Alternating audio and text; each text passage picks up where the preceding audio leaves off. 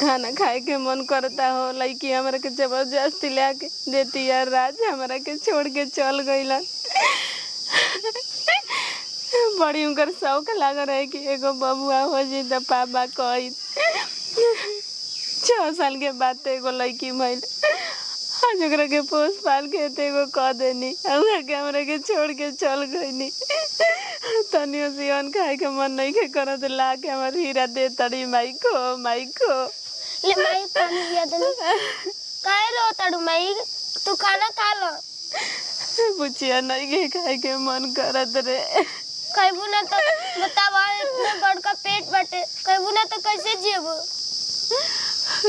बैठो तनी तब याद हुए के आवत आटे सुनो तो तब हुए के आवत आटे याद तो हमरो आवता भाई। आज पापा रहतन तो हमनी के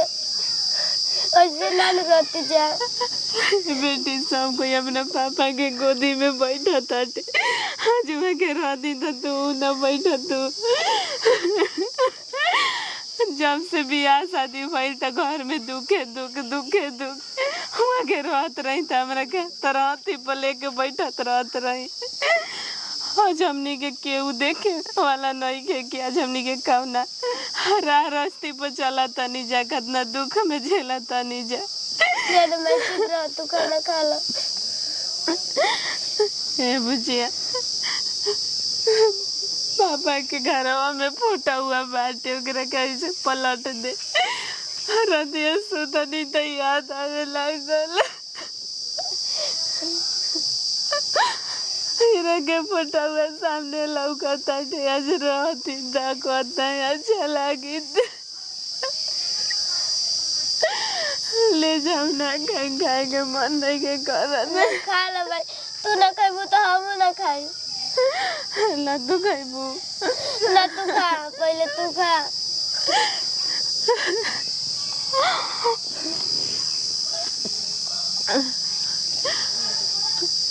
नानी भी फोनवा तनी कह के कहता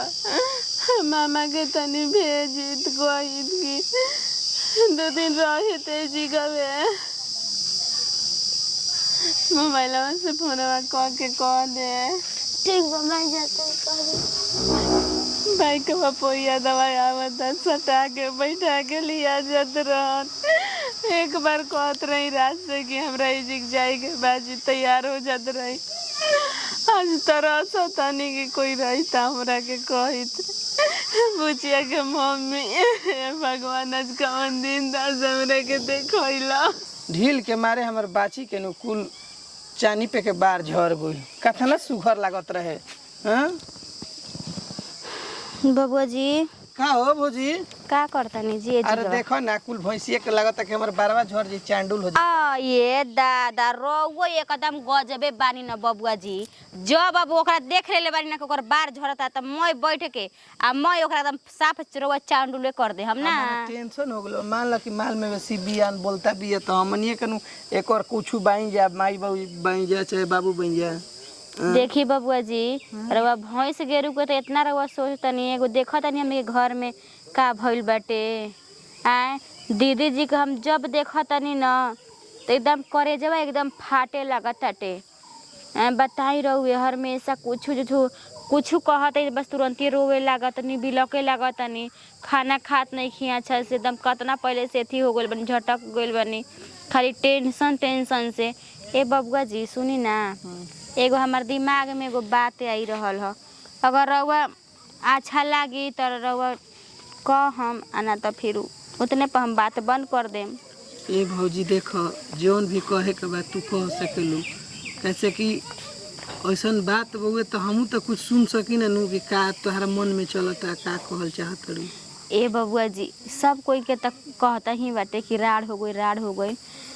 बबुआ जी रउआ से हम हाथ जोड़ के कहतनी रउआ ओकरा अपना ली रउआ शादी कर ली। कैसे कहते हुए भौजी शुरुए से हम भौजी कहले बानी अब बड़ भौजी महतारी समान होली सन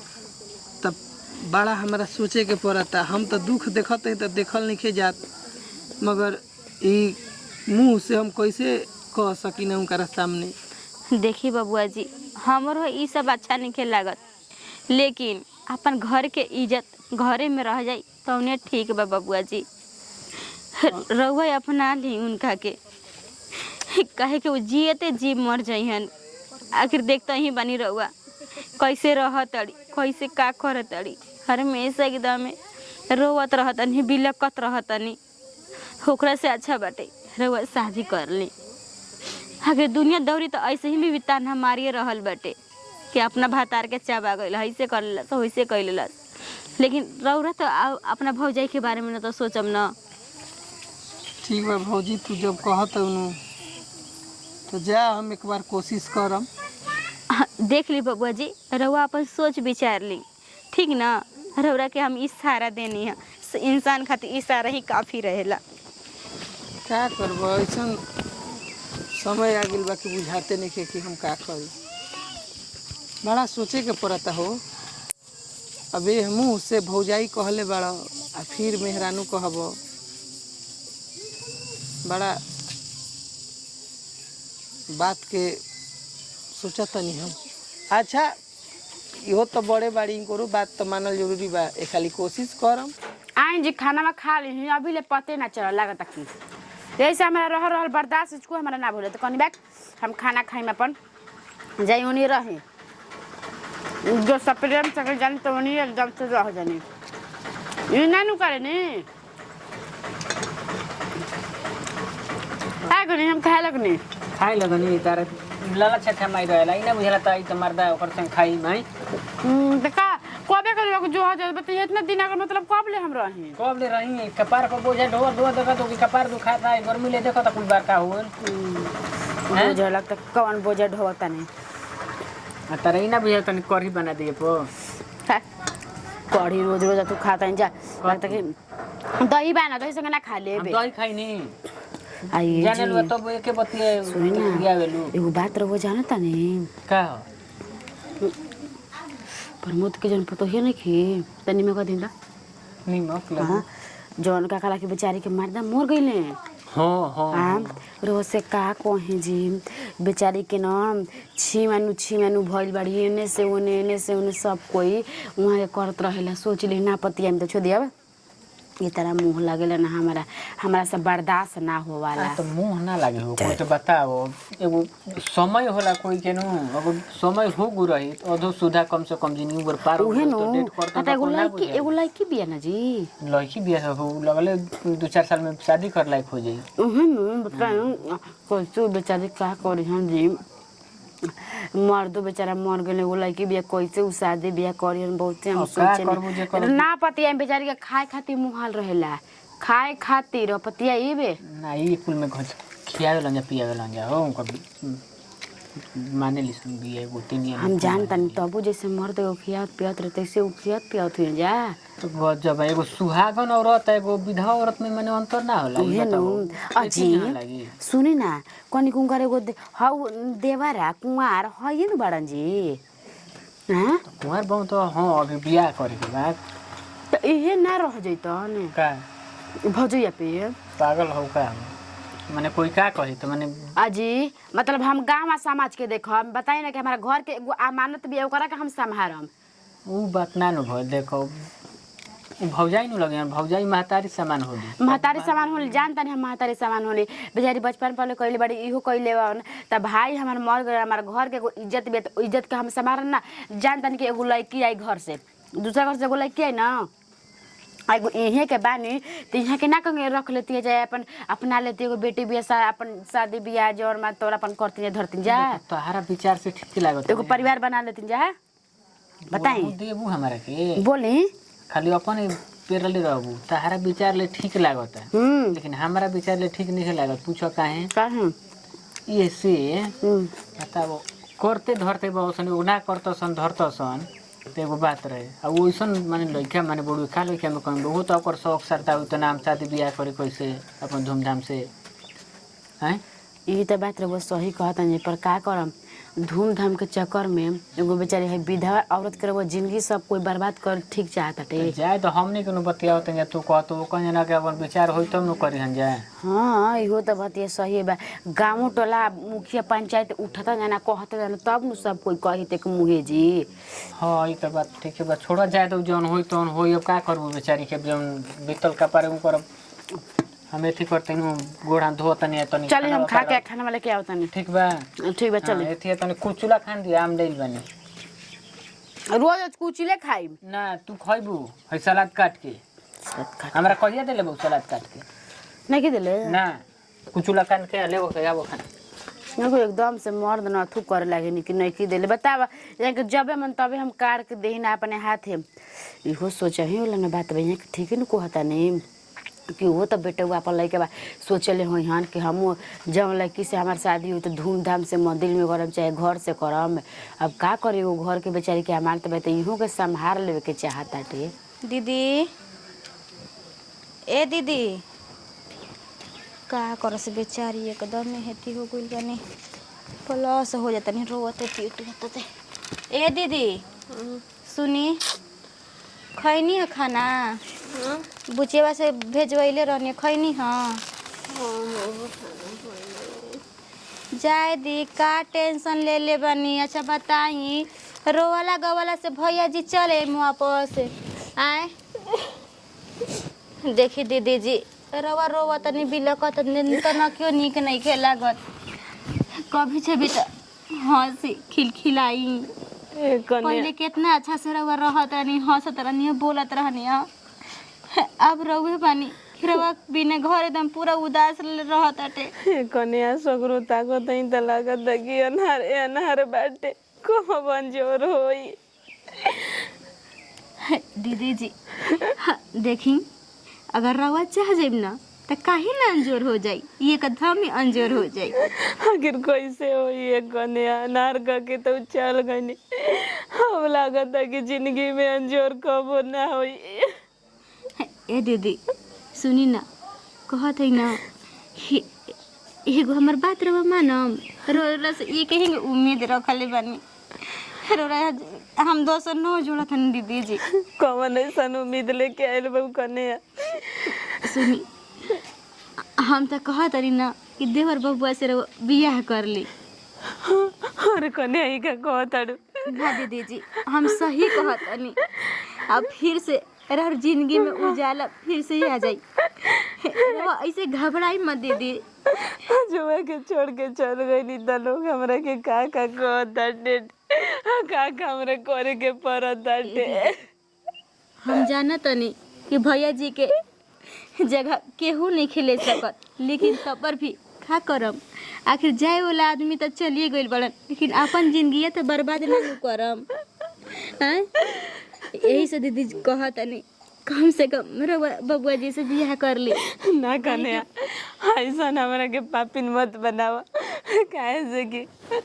एगो तो हमार सवांग मर गनी और दूसरा में हमरा के ऐसा करवाव तड़ू जा गाँव जवार का सुनी तक कही कि विधवा हो के भी सुहागिन बनती है। दीदी जी हमरा गांव टोला मोहल्ला से हमरा कुछो नहीं के लेन देन का दुनिया दौरी हमके खाए के देता का बताइए। अभी रोवा तनी बिलकत तनी कौन गाँव में के आके समझावत ऐसन कि ना रोवा गावा मत आखिर रोवाला गवला से वापस ना लौट के आ जाए कौन समझावत ऐसन घर के इज्जत घरे में रह जाए तो ठीक न बाटे। आखिर में बबुआ जी तो कुंवारे न बानी कहता बतिया तो हम समझता नहीं मगर हम का कर सके नहीं कुछ नहीं के बुझाते। देखिए दीदी जी रौरा से हम ई नहीं कहत बला बस्ती नहीं कहत रौरा अपने से सोच विचार ली ओकरा बाद हमरा कह दे फैसला। आज कौन दिन दशा आ गइल जी रउआ छोड़ते हमरा के लोग कहताटे छोटकियो हमरा बारे में बहुते सोचले दिन रात घर में रोतानी तो ओकरो खराब लागताटे। हम तो करेंगे तो माना कि कहिए कैसा मगर गाँव समाज क्या कही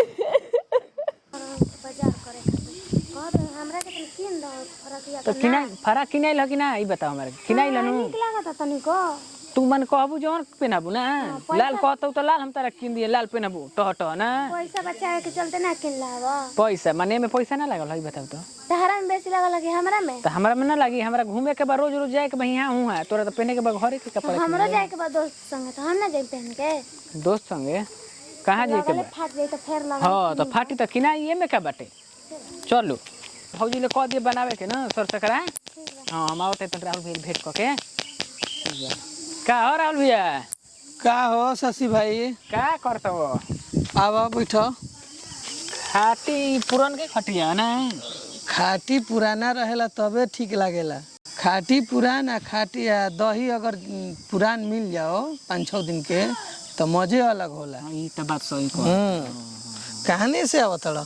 काने से का बाजारे गो रही हो बुचिया भी हमर ओकरा कपड़ा खरीदे कही लहाला कोइल रे दुकान चल खरीदवा देते हैं वो तो यार का साथ है तो हइसन ना किन हइसन करवा आजकल पसंद करते हैं जान तो निटवा वाला कर काहे हम किन दी बताओ तो ना हो या 500 सब जोन पहनी हुई हम पहनाई में करे बाकी और सब समाचार ठीक बा सब समाचार बढ़िया बा मस्त बुए कोनो दिक्कत नहीं है का करबो उपेंद्र भाई भैया तो माने समय ले पहले ही चल गुलन बड़ा दुख होला हमनियो के याद पड़लन त का करब भगवान जेकरा के बोलैहन ओकरा त जाही कि न बुए एमे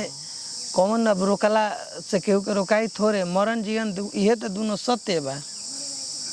एथी हो राहुल भैया कॉलोनी तो एथी तो अभी तो देखो अपन भौजी की कहते तार ठीक लागी तबे कहियो ना तब हम थोड़े बरियारी तार ले कम त नहीं से का नाम बता हर बोल कहल का चाहत मैंने उनकर देखो अभी पूरा जीवन बाकी है भौजी के देख के कोई शादी ब्याह कर दे तो जाए ना तो तू ही कर ले तो का अब खिसिया अब कहीं दुख हो देखो हमारे जीवन बुझाइल हमारे मौगी कहत रहे तो हम कहल चलो भेट तो हम कहब कहें तो देखो घर की इज्जत घरे रह जाए ना तो कोई ना एथी लगे तारा जैसे बुझाई वैसे ही रखी हो अच्छा ठीक बात तू कहत तार बात के हम सुनतनी हाँ घरे अपन सर सलाह कर ली जाइए नु बा ना तब देखो वो तो बेचारी एगो उम्र हो जाला 30-40 बरिस हो रहते होला तो ना अब तो बताओ 2 साल शादी भइला भैया चल गुलन तो कतना दिन मैंने कोई से रही बताओ जा ठीक बा हम बात पे विचार करो अपन देखियो अब हमरा के मत कोई तो हमारा मत कोई अपन सोचियो जा भीतर रह जा जा भाई गाँव घर के मन बड़ वही कइल बा हितो नाता के मन बड़ वही कइल बा का करी बुझाते नहीं खे तू तो अपना से कह ना सकेली चलो हो मन हम ही पूछतनी कैसे का ई कहतड़ी जौन हो जौन देखल जाई मम्मी रो मत ना तोरे चलते तो हम पढ़े लिखे नहीं की जा कि तू रो रो के हम ना चुप करम तो तू भर दिन रोते रह जीबी बुझिए कोई करे वाला नहीं के माई बू फोन कहनी तो कहतिया कि ना जाई कहता कि हम ना जी मकरा गाँव में आज हमार सामान गुजर गइल तो कोनो भाइयों नहीं कसन पूछत रुपया देत रही तो सब हमरा के आछो आछो करत रहसन सबसे तो हमारे घर में के न लोग ठीक बा समझावता विचारता समझता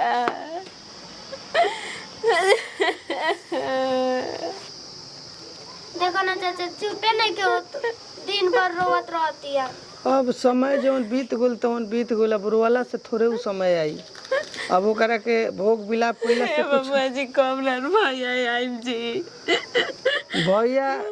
अब भगवान के ऊपर गइल बन तो भगवान के भीरी जे जाला उ आवेला बताई हम कैसे जियम जी अरे धरती पे नु जिए के बा हमनी के हंस के जिए के बा चाहे रो के जिए के बा जुआ के रहती तो हमरा वही दिन दर्शन देखे के मिली थी ए भौजी देखो जितना तारा भीतर दर्द बा उसे बहरी हमारा दर्द हुए एगो हम बात कहल चाहते हैं तारा से कि देखो बोली ना देवर जी कौन ऐसन बात बाटे भौजी इ त मुंह से हमारा बात कहे में बड़ा शर्म लागता भैया के ऐसन कोनो बात बा बताई ना ना ना भैया के बात नहीं खे समाज के बात बा गांव के बात बा भौजी का हम कहें